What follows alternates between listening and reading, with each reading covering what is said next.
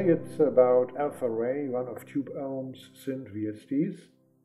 And right at the beginning I want to say that there is a real nice tutorial about Alpha Ray online already. It's not comprehensive but really inspiring, and it's made by Alpha Ray's producer himself. And although it's completely in German language, I strongly recommend to watch it. See the text and comments below. So, in my tutorial you are watching right now, I'm going through the GUI and the structure and the basic functions quite fast. The only reason why I'm doing that at all is that some people wanted an English explanation of this stuff. After that, I'm going to tell you some details you won't find in the German tutorial and not even in the written manual. Included some behavior of the VST that might make you kind of puzzled in special situations. And as always, Rolf has produced a manual based on the one that is shipped with Alpha Ray, but is a lot more comprehensive and completely for free. So ask for details if you are interested in getting it. All sounds, by the way, even the background sounds in this tutorial, are completely and exclusively only Alpha Ray sounds without any additional effects. Only the onboard effects of Alpha Rays, of course. And yes, although Alpha Ray is a quite conventional subtractive VA synth, I admit I like this VST very much, and working with it, you will discover why. So, let's start with a quick overview now. There are 3 oscillators called VCOs, each equipped with 7 waveforms, including white and pink noise. The Alpha Ray has got 2 oscillators with a pitch range of 3 octaves, VCO1 and VCO2.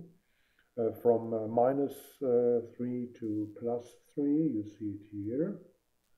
Okay, and by the way, all sliders and all knobs for regulating frequency, you can click on it and you will get the actual value. Alright, as oscillator 2 here can modulate oscillator 1, it's of course frequency modulation. Oscillator 2 can be tuned in semitones from 0 to 11 semitones, and in cents -0.1 to +0.1. Alright. By turning up the FM knob of oscillator 1, you can determine the amount of frequency modulation.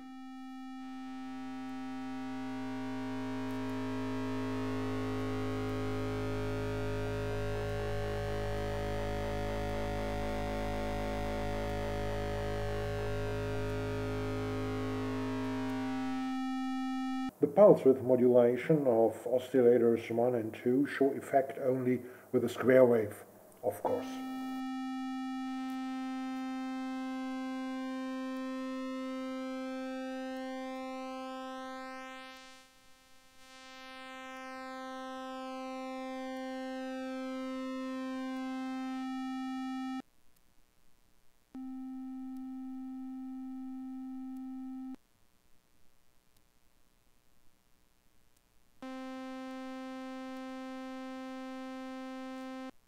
VCO1 has got an oscillator sync, a kind of hard sync of VCO1 by VCO2.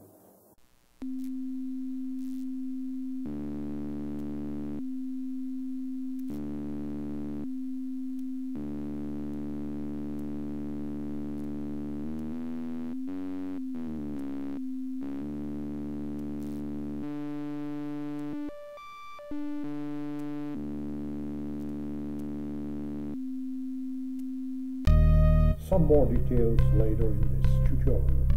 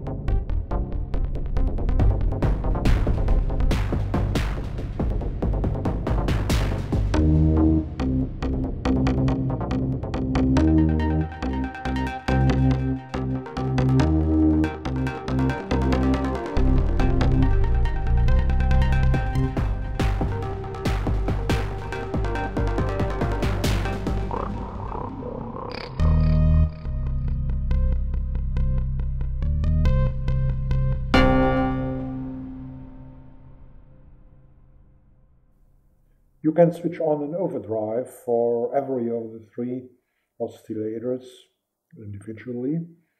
The amount of overdrive is controlled by the knob below the switches.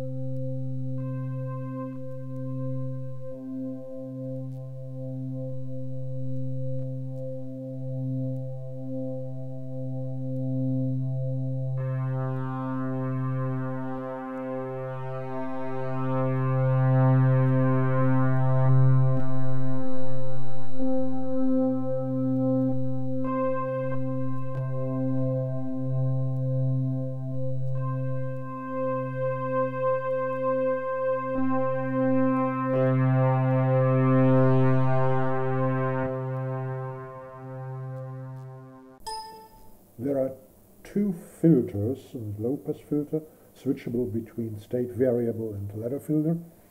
You may call this filter the main filter. And additionally, there is a 6 dB high-pass filter. An interesting option is to link the high-pass filter to the low-pass filter, making them move parallel and so increasing the effect of filter sweeps.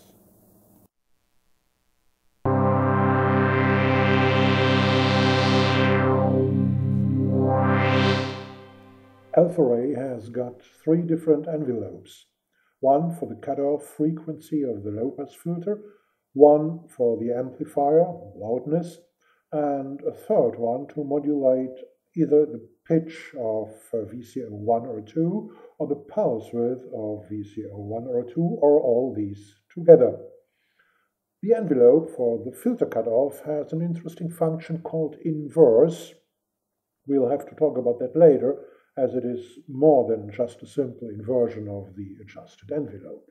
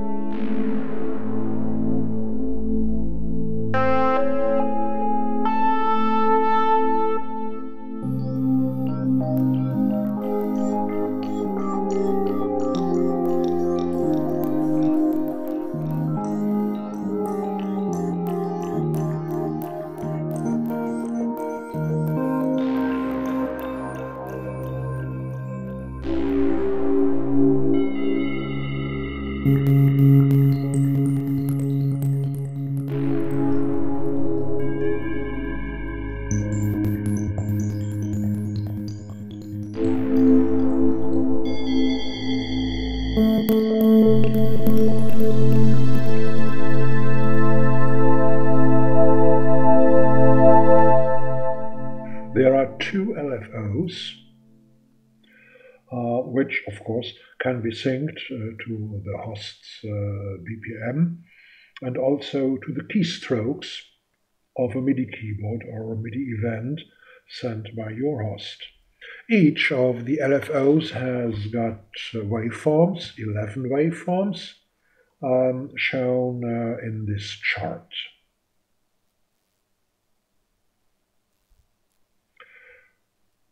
LFO2 can modulate LFO1, and as both LFOs can produce different waveforms independently from each other. You can create real complex modulation courses. Then we have here an analog detune that simulates the sound of vintage analog synths. And there is a whole bunch of functions for the live playing placed around the joystick over here, like the influence of aftertouch on pitch modulation, cutoff, frequency, portamento functions, and so on. We will have to talk about the details later.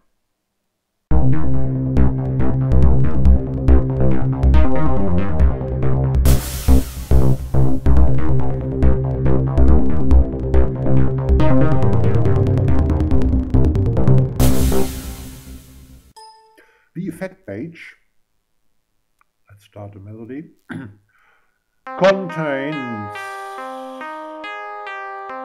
overdrive,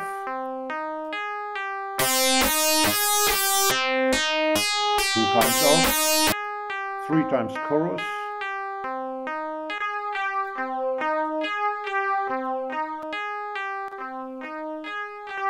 delay,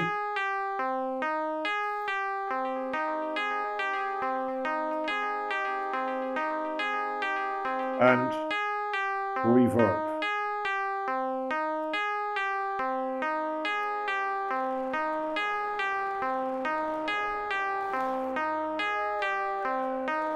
All right, we will have to talk about the individual functions, very useful ones, by the way, later, I think.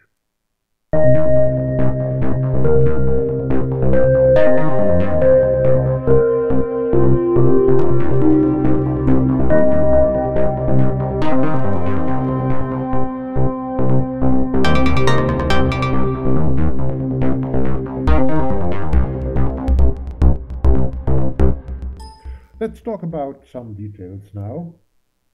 The range of the pitch modulation by the LFO depends on the basic tuning of the VCOs, as this chart shows.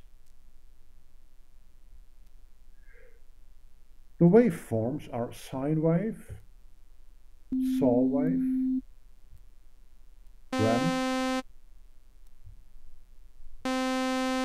triangle, square, white noise,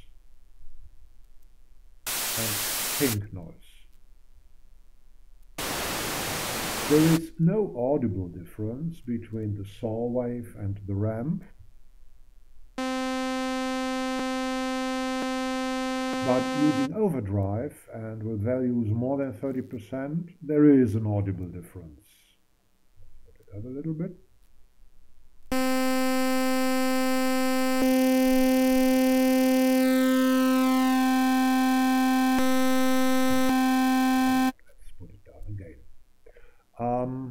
Back to sine wave. The loudness with the state variable filter, let's put it on here, is lower than with the ladder filter. Look at this value here, going up, going down, going up, even with the filter completely open. But with overdrive, more than 40%, the difference vanishes, and with the overdrive at about 100%, the loudness is lower with the ladder filter.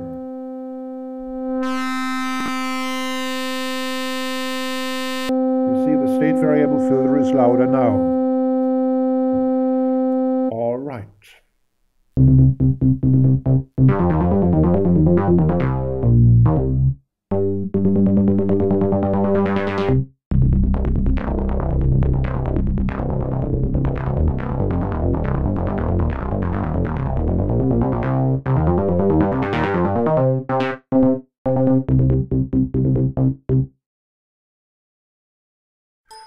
All right, let's talk about the oscillator's sync now.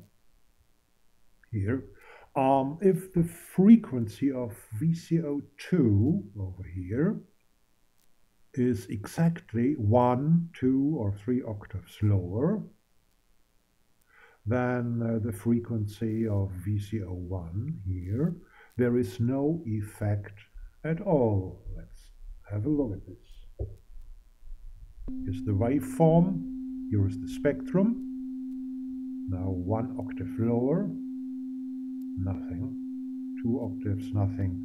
3 octaves, nothing. All right. But if the frequency of the VCO2 is exactly 1, 2, or 3 octaves higher than the frequency of VCO1, the output frequency is the higher one, so the frequency of VCO2, and the sound gets sharper and contains more overtones. Let's have a look. 1 octave up, 2 and 3 octaves up.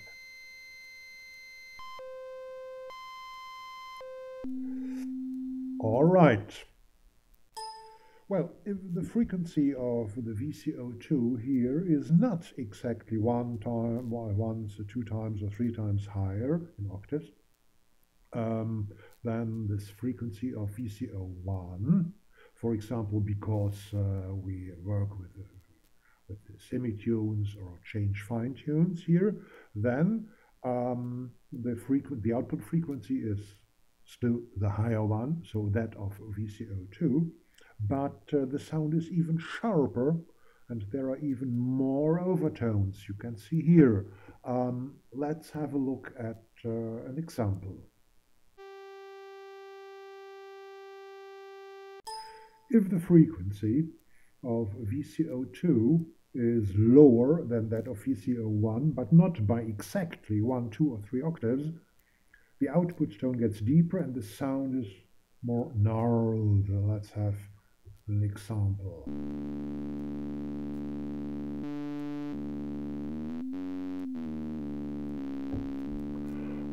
There are more overtones in it, and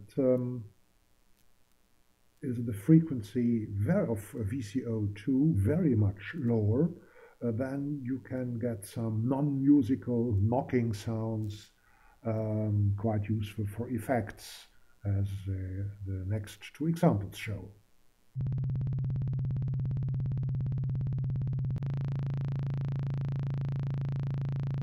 You can get wonderfully natural sounding creaking and groaning basses using the sync function, and with the difference of frequencies between the VCO1 and VCO2 less than 3 octaves, and a little bit detuning using the semi function. For example, that one.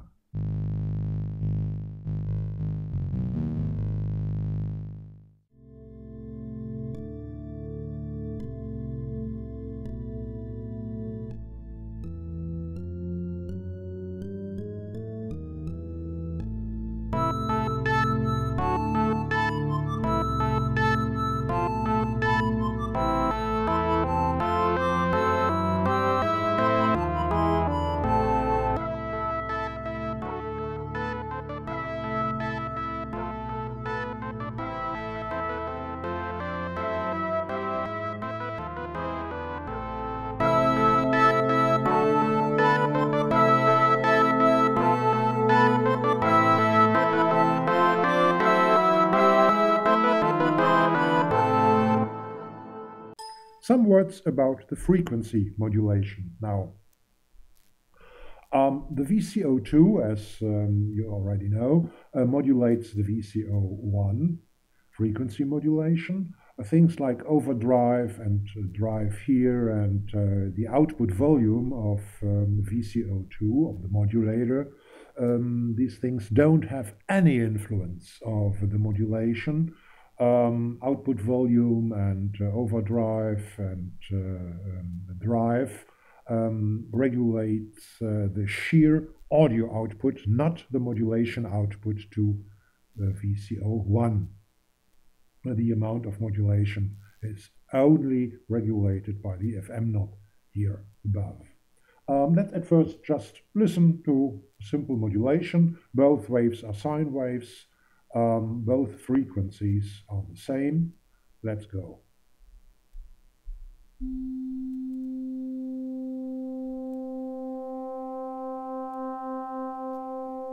It's quite helpful to describe what happens with the sound. So the higher, here in this example, the higher the amount of FM gets, the brighter the sound gets. From FM0 to FM5, it's about here, FM5, the sound gets more full and sonorous as well.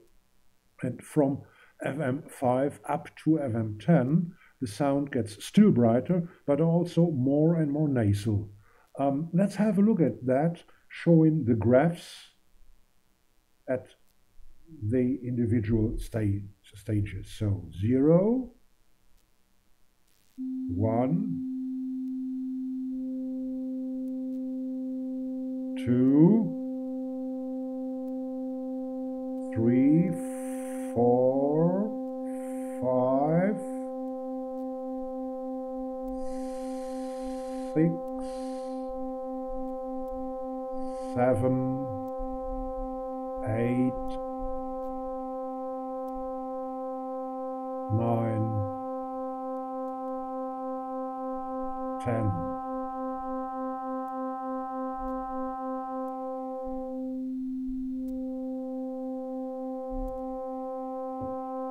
All right. In the extended manual, there are a lot of analyses like that with different relationships of the frequency, of course, and not only integer relationships of the frequencies, carrier frequency and modulator frequency. To have at least some of these analyses, the more the better, helps creating a specific sound faster and more precisely. If the difference of the frequencies of VCO1 and VCO2 is not an integer of an octave, for example with semi higher than 0 or with a different fine tune of VCO2, the results are sounds of metal tubes being hit or bowed or blown, depending on the envelope, or bells or other artificial sounds like these. Just one example with VCO2 plus 1 and plus 1 octave and semi 4, okay, 4 semitones up, and FM at 5. Okay, it's going to be a bell sound with a short decay and no attack, but increasing the attack delivers a ghostly sound when playing low notes. Okay, here we go.